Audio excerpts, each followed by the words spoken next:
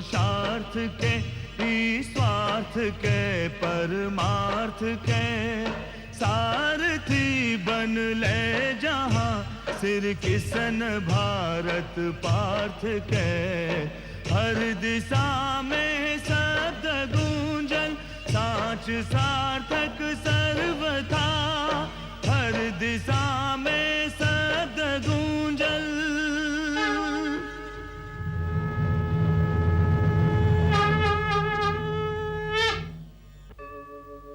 यदा यदा हि धर्मस्य ग्लानिर्भवति भारत, अभ्युत्थानम् अधर्मस्य तदात्मानं सृजाम्यहम्। परित्राणाय साधूनां विनाशाय च दुष्कृतां, धर्म संस्थापनार्थाय संभवामि युगे युगे।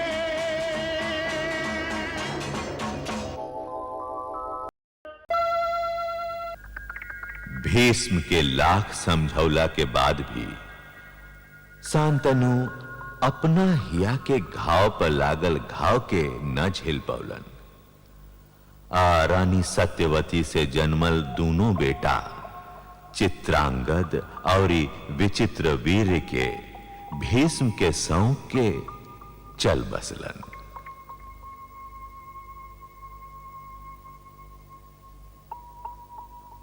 भीष्म चित्रांगद के राज सिंहासन पर बैठौलन।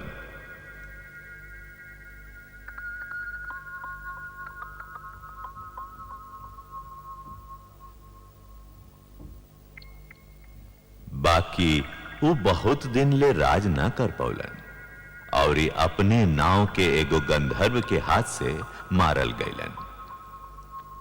तब भीष्म विचित्र वीर के राजगद्दी सौंपलन।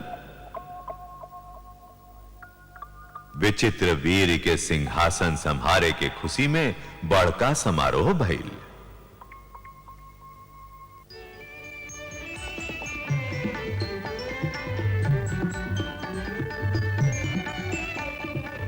महाराज विचित्र वीर के, महाराज विचित्र वीर के, महाराज विचित्र वीर के, महाराज विचित्र वीर के, महाराज विचित्र वीर के।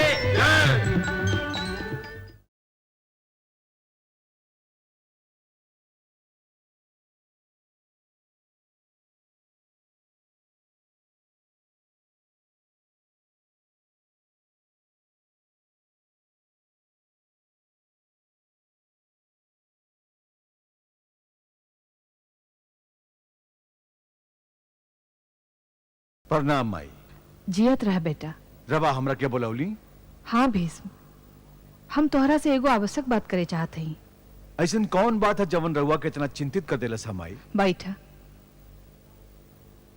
भीष्म, का अब उस समय नहीं आ गई कि विचित्र वीर के बियाह हो जाए आ ओ कुरुवंश बढ़ावे में अपन योगदान देस?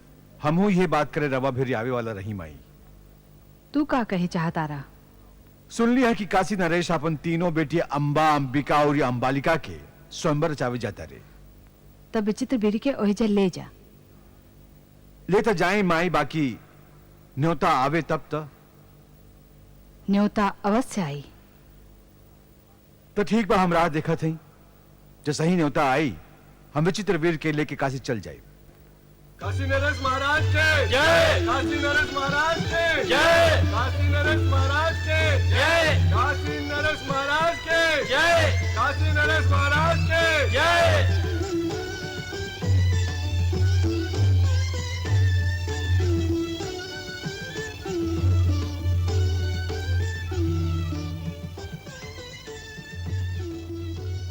ई काशी नरेश के राज दरबार हा कि अंबिका, अंबालिका और अंबा के पिता के राज दरबार हा।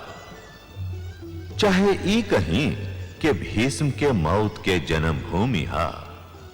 एकरा के कुछ हुओ कहली बाकी ये दरबार महाभारत के इतिहास में बड़ा महत्व रखता।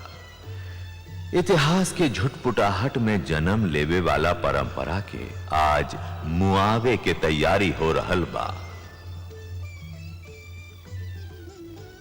महामंत्री,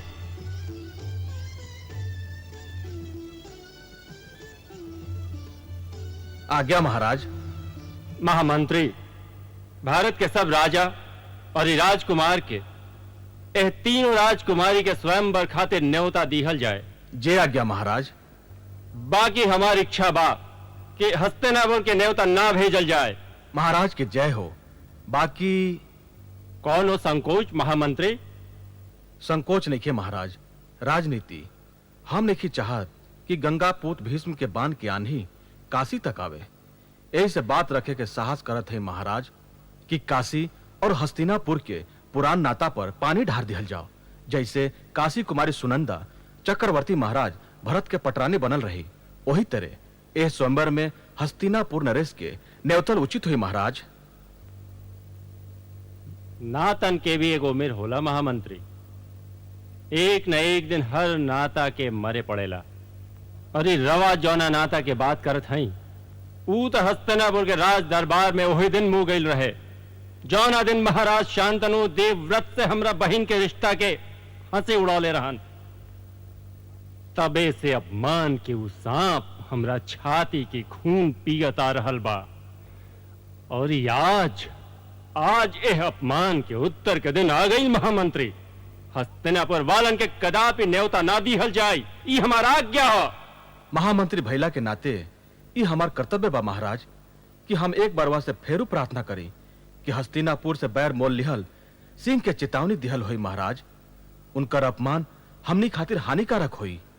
महामंत्री क्षत्रिय लाभ और हानि के ना देखे, वो आपन प्रतिष्ठा और मान के देखेला। हमरा के हस्तिनापुर के महाराज शांतनु अपमानित कैलन, हम एकर बदला अवश्य लेब।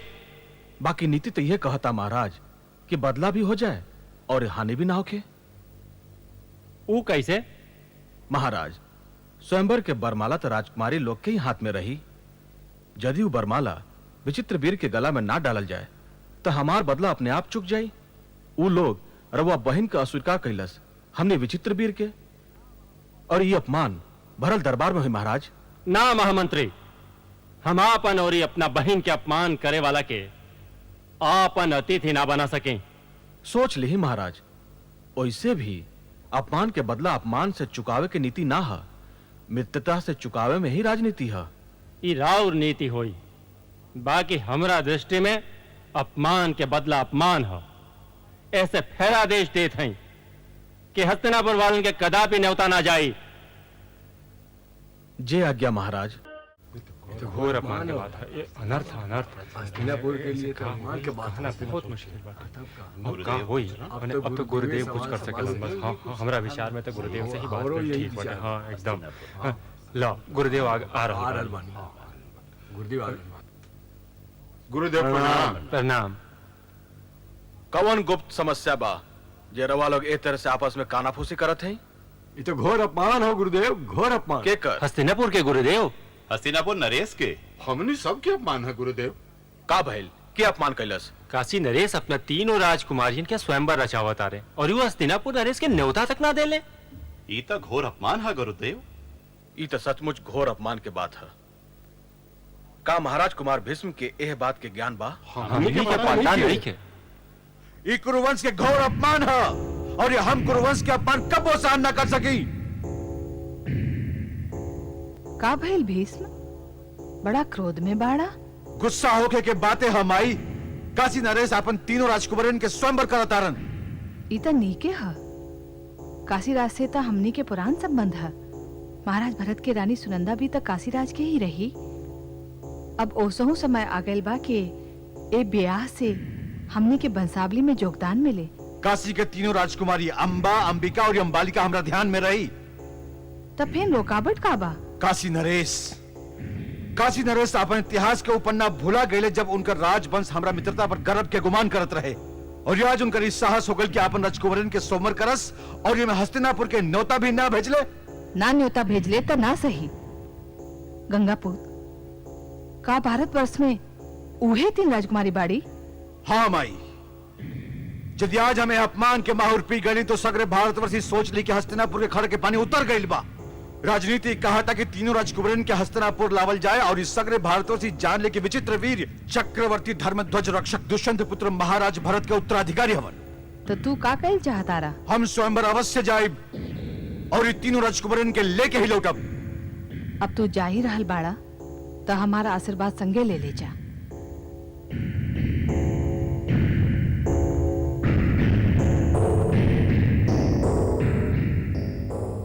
अंबे का तो ओहे सोचा तारू जे हम सोचत हैं। रउआ का सोचत है साल नरेश? हम सोचत रही कि काल स्वयंवर के बाद हमने की जिंदगी एकदम बदल जाए। ओ कैसे? ना ही लुक छुप के मिलना हुई, ना ही सुराज के साथे घूमल हुई।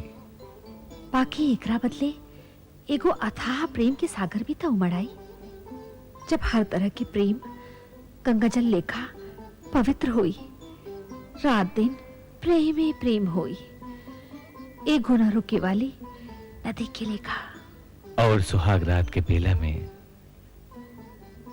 जब हम तोहार घुमटा उठाई त जैसे एगो नया चांद निकस आई, एगो नया अंबा,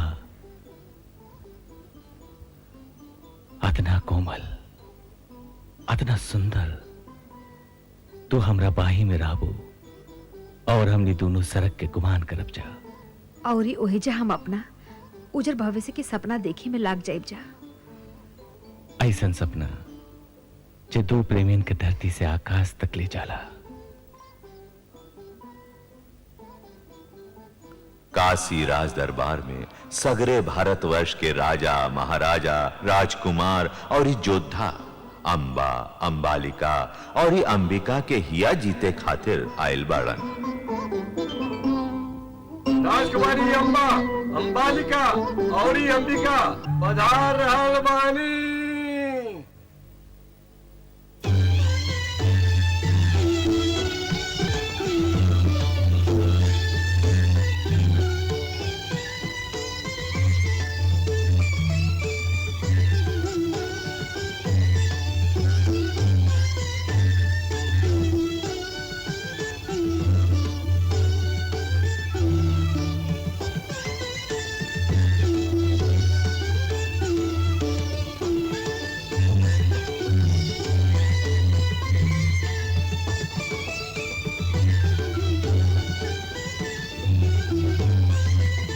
अम्बा के तो पता बा कि उनका केकड़ा के बरमाला पहराबे के बा। तू दोनों जन भी आपन आपन राजकुमार खोज ला। महामंत्री, कार्य आरंभ कइल जाओ। जे आज्ञा महाराज। धनुकधारी वीर शिरोमणि सालु कुमार पधार रहल हैं।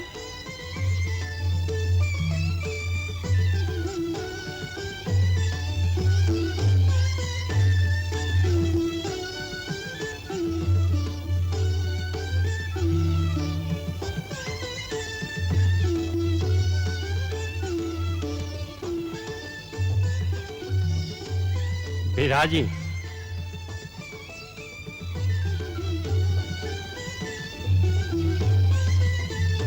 भरत वंश के रक्षक शांतनुपूत अपराजय वीर गंगापूत भीष्म पधार रहल बानी।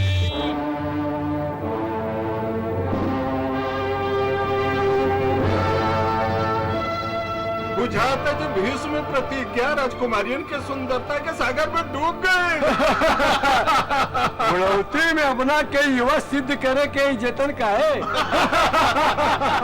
ए राजकुमारी लोग के सुंदरता तो ऋषि लोग के तपस्या भंग कर दे। ई तक खाली एगो ढेर राजकुमारे हवन। और ही लागता बाप के मौत की राह देखत रहन।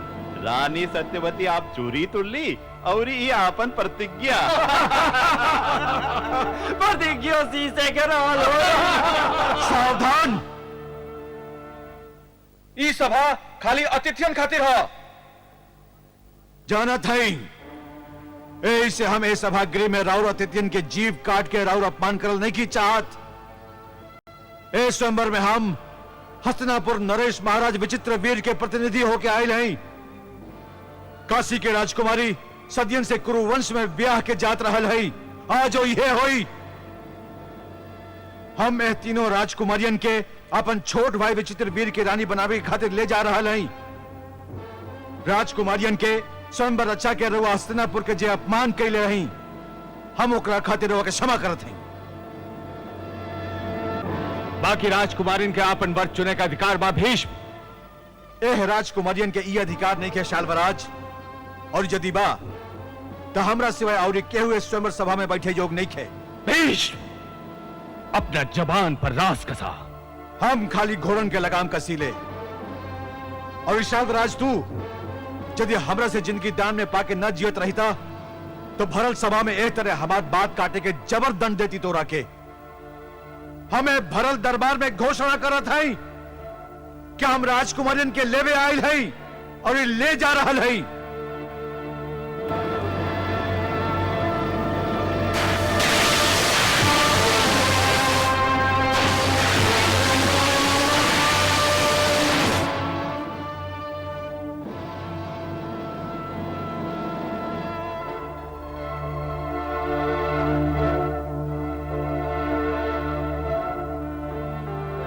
क्या के वो भीष्म के रोकल चाहता भीष्म के?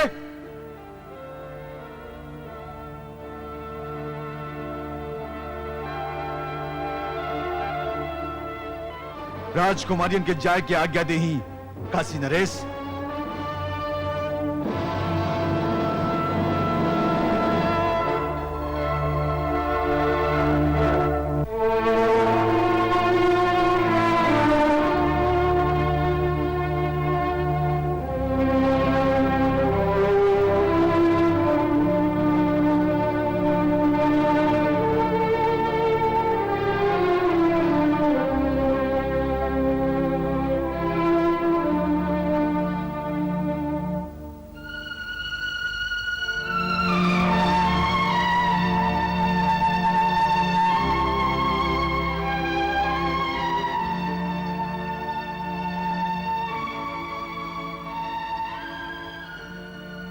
हमरा यही बात के डर रहे महाराज।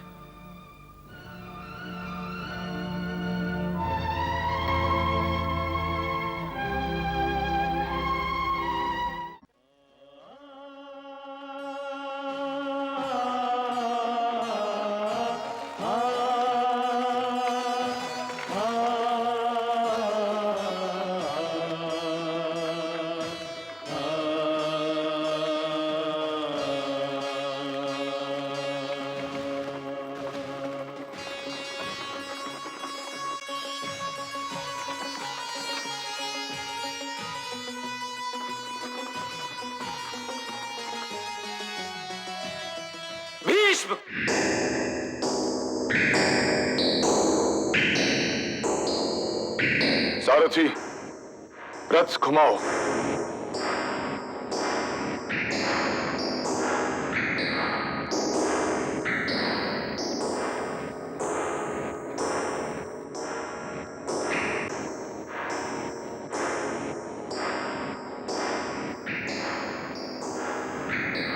साल्वराज। हाँ, हम साल्व। बाकी ई रहता साल्व ना जाए। तू जो धन हवा भीष्म, तू एगो मायावी अविचारक हवा। तू काशी राज्यसभा में अपना वीरता का प्रदर्शन ना कैला, बल्कि अपना माया के जाल फेंकला। अब हमरा बांध के जाल देखा। सावधान। तू एगो महान योद्धा हवा साल्वराज, हमार तोरा से कोनो लड़ाई भी नहीं खे। तो आज वो जिंदगी हम कैसे ले ली जो हम ही तोरा के दान में दे ले रही। ऐसे लौट जा। हम ऐजा लौटे खातिर नहीं के आइल भीष्म, बल्कि तोहरा के जीवन दान देवे आइल हई। क्षमा चाही तो लौट जा हस्तिनापुर या धनुष उठावा। सावधान।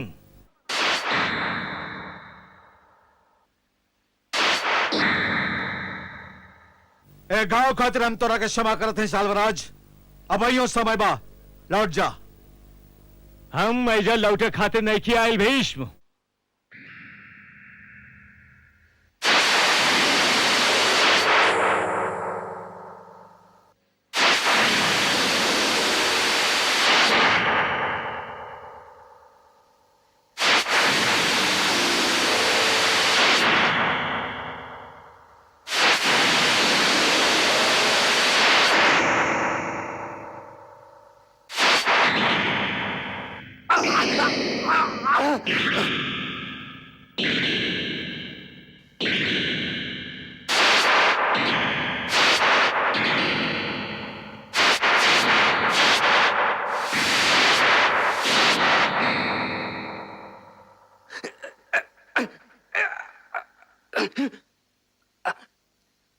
हमरा मेरी बान की कमी नहीं के साल्वराज, बाकी दीहल जिंदगी हम वापस लिहल नहीं की चाहत। ऐसे एक बेर फिर क्षमा करत हई। सारथी हस्तिनापुर चला।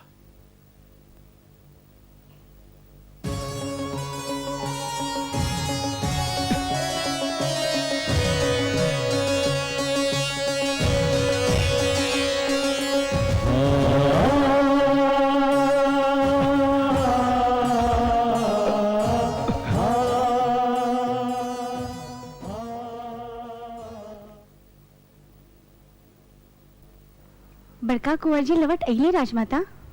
अच्छा, और ये दीपक की जोत लेखा तीनों राजकुमारी भी संग ले आइल हैं। अतना सुंदर पतोह मिले पर हार्दिक बधाई माई। एक गुमाई के प्यार भरा स्वागत। ई अम्बा है, ई अंबिका और ई अंबालिका और ई इनकर दासी। का हम एगो करजोरी कर सकीली राजमाता?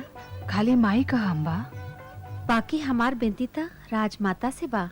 आज्ञा बा। परमवीर गंगापुत्र भीष्म के आवे से पहले ही हम मने मने साल्व नरेश के आपन पति मान चुकल रही राजमाता। तो तू हमरा सही बात बताओ काहे न राजकुमारी? डरे गंगापुत्र, रौरा डरे।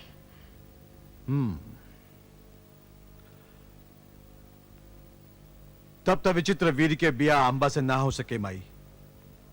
तू ठीक कहला भीष्म। तू निश्चिंत रहा राजकुमारी, तोरा के आदर के साथ शाल पठावे के प्रबंध कल जाई। हमारा आशीर्वाद तोहरा संगे बा अम्बा। राजमाता।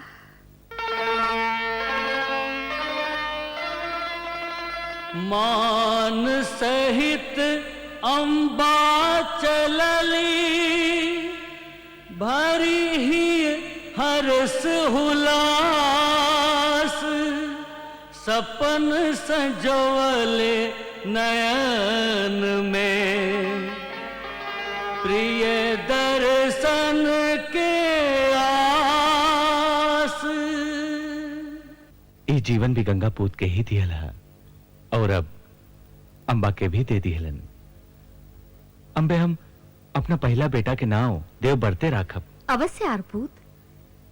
पता बा, जब हम राजमाता सत्यवती से कहली कि गंगापुत्र भीष्म के आवे से पहले ही हम साल्व नरेश के अपन पति स्वीकार कर चुकल रही, त गंगापुत्र कांप उठले और हम वही घड़ी बुझ गईली कि अब हमनी के मिलन केहू न रोक सके।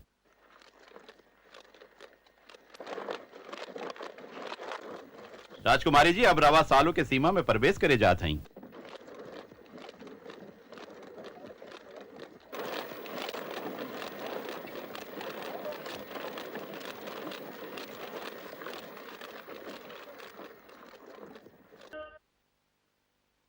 भीष्म से कह दिया हम हारल वस्तु दान में स्वीकार न करें, और उनका से यह कह दिया कि राजकुमारी के ही जब भेज के वो हमार अपमान कैलन है। जब गंगापुत्र भीष्म के पता चलल कि हम रवा से प्यार करेला, तो वो स्वयं हमरा के रवा भीरी भेज दिलन। भीष्म हमनी सबके हरा के तोहरा के जीत ले। नियम से तू उन करे भैलू, यह छतरी धर्म है। साल्व नरेश ई मत भुलाई कि वो हमरा स्वयंवर में पधरले रहन। परंपरा के अनुसार बरमाला हमरा हाथ में रहे और ही हमार पति उहे होई जेकरा के हम चुनब। हम कवनो राज ना हई जे लड़ाई में जीतल बा हारल जा सकी, बा फेरू दान में दीहल जा सकी। गंगापुत्र भीष्म के आवे से पहले ही हम साल्व नरेश के आपन पति स्वीकार कर चुकल रही। हम ईमान खातिर तोहार आभारी हैं राजकुमारी। बाकी तोहरा भीष्म के भिरी वापस जाए के ही होई। वो तोहरा के ही जा भेज के खाली हमरे ना तोहार भी अपमान कैलन हा।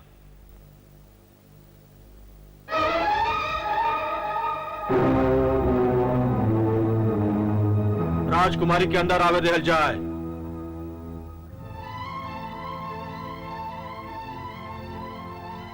हस्तिनापुर नरेश के जय हो। हम न्याय मांगे आयल हई महाराज। तोहरा न्याय अवश्य मिले राजकुमारी।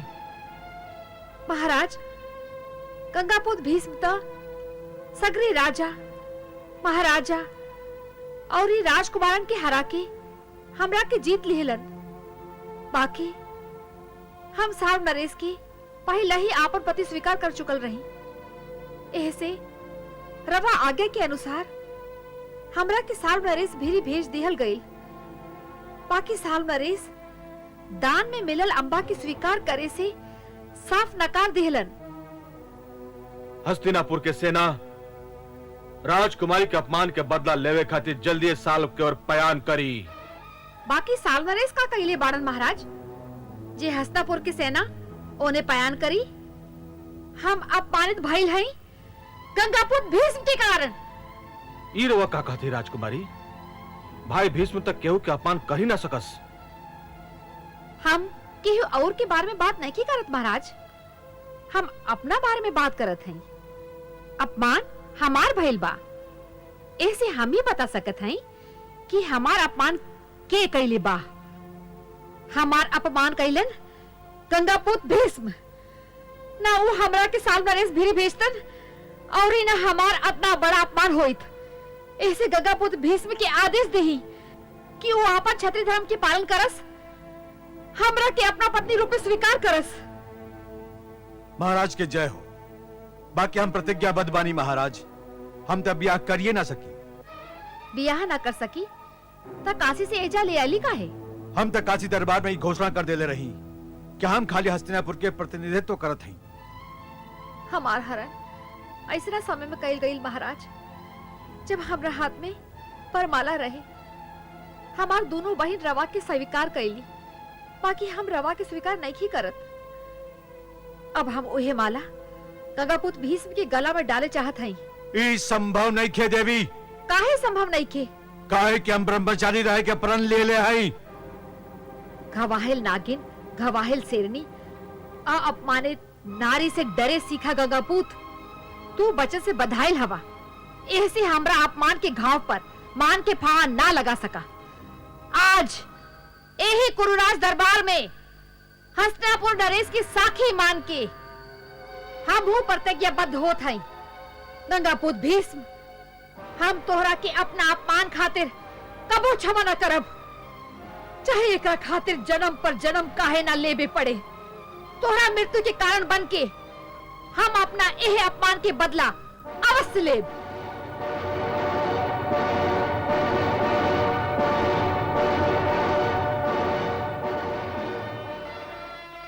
सुघर बेली नागिन भइल, क्षण में बन के आग। दोष न केहू कै तनिक, खेल खिलावे भाग।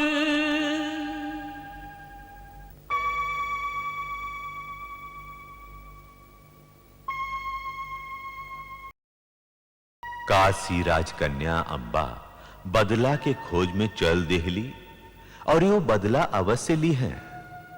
बाकी कब, कहवा, ये अब ही केवल हम जानत हैं। और जब ये महान मानव कथा ओहिजा पहुंची तो हम ओह बदला के कहानी सुना भी देव। बाकी अब ही तो हस्तिनापुर चैन के बंसुरी बजा रहल बा। महाराज विचित्रवीर अंबालिका और अंबिका के संगे धूमधाम से ब्याह कर चुकल बड़न। और अब चूंकि राज के देखभाल खातिर भीष्म जैसन विद्वान और सूरमा मौजूद रहन, ऐसे विचित्र वीर के आठों पहर अपना दोनों रानियन के संगे बीते लागल।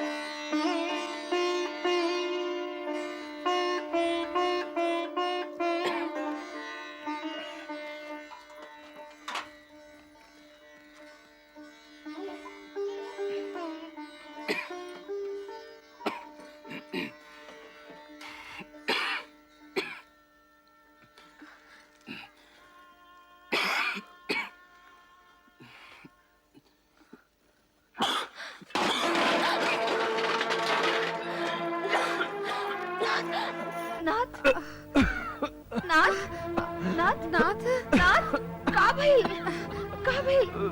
नाथ नाथ नाथ का भइल नाथ नाथ का भइल नाथ का भइल नाथ नाथ का भइल नाथ माई माताजी नाथ नाथ माई माताजी का भइल नाथ माताजी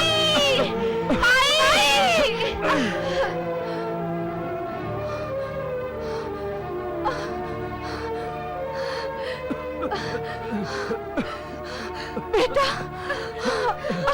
का भइल बेटा विचित्र का भइल भाई का हो गया भाई बेटा बेटा का हो गया ना बेटा क्यों बा का हो गया रात की बुलावा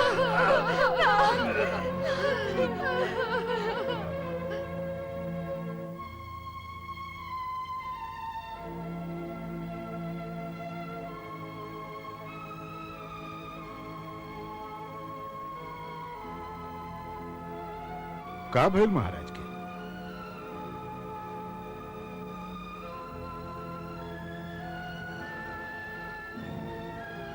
गंगा जल पिया दी महाराज के।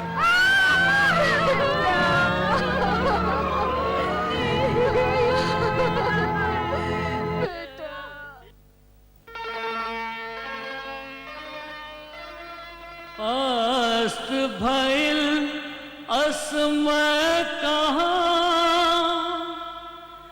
चंद्र बंस के चान राजभवन करुणा रुदन पीरा उठे परान।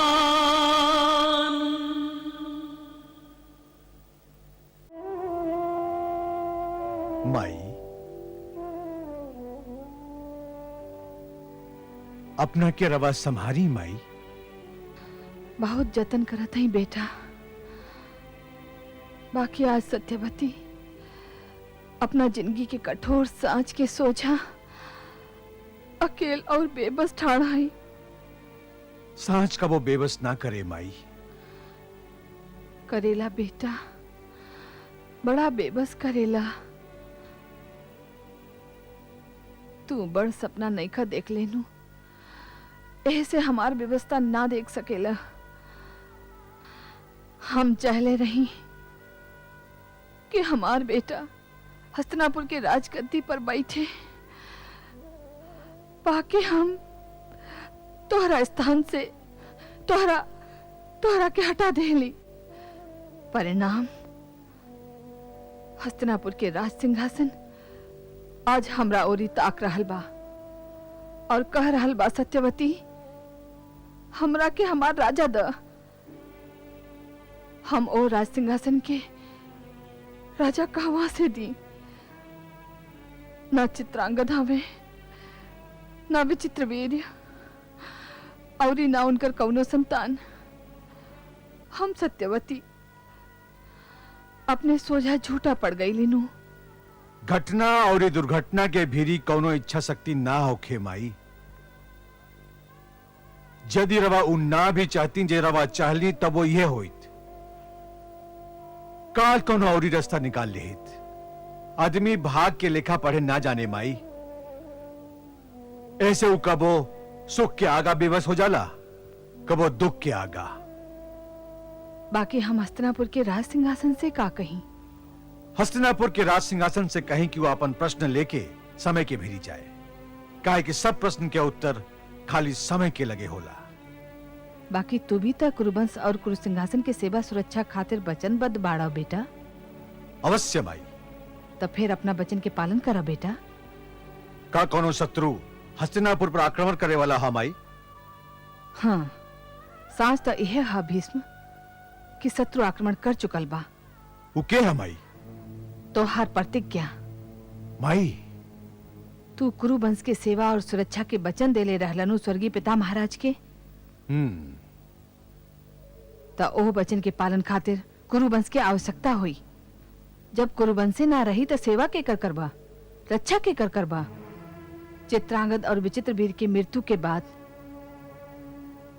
कुरुवंश के तो राहें बंद हो गई और अभी राह खाली तू ही खोल सकेला। एक और तो हर प्रतिज्ञा बा, दूसरा और तो हर वचन।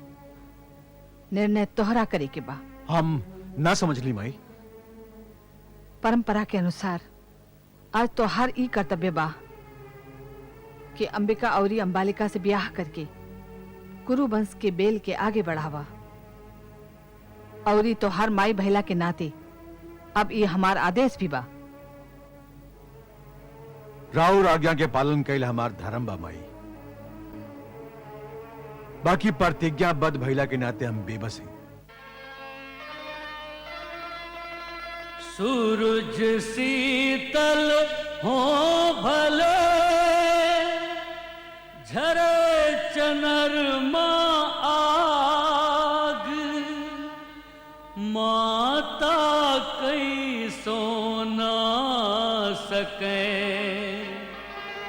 भीषम परन त्याग। सीख हम बीतल दिनन से नए जुग को करी स्वागत, करी स्वागत, करी स्वागत, करी स्वागत।